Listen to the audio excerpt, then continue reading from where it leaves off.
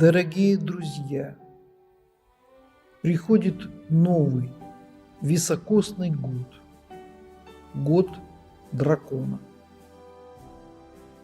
Издревле владык мудрости ассоциировали с драконами, поэтому мы можем считать, что наступает год владык мудрости. Владыка Моисей сказал: «Сила Духа управляет миром. Не силы зла сильны, а мы слабы из-за трусости, страха, неверия в то, что мы живем вечно, и из-за нашего выбора, когда мы, выбирая сиюминутные цели и увлечения, теряем вечные ценности – веру, любовь к ближнему, достоинство, честь, семью, государство, систему образования, здравоохранения, науку, истинное искусство. Мы сами выбираем суррогаты вместо истинных ценностей. Когда зло в мире берет верх над силами добра, начинаются войны, катаклизмы, эпидемии.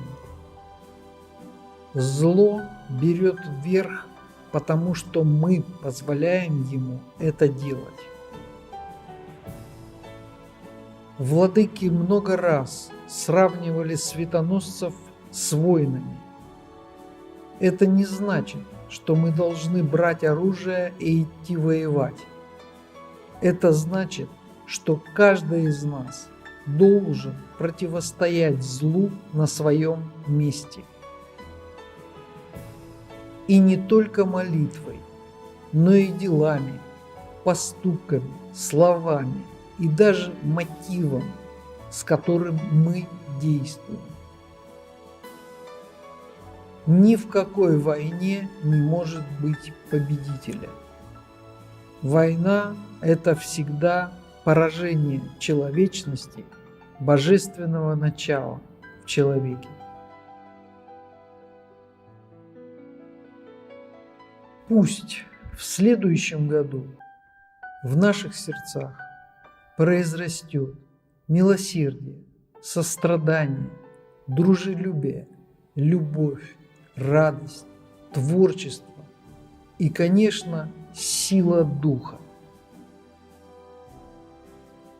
Как человек с человеком должны строить свои отношения на основе сотрудничества и взаимопомощи, так и страны должны договариваться между собой за столом переговоров. Мы, люди, сами отказались от божественных принципов.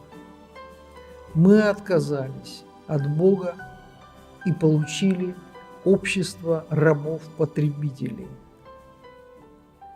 Мы должны вернуться к Богу. И все изменится.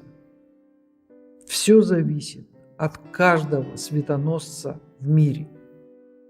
Необходима осознанность и возвышение уровня сознания. С Новым годом! Татьяна Микушина, свет и любовь.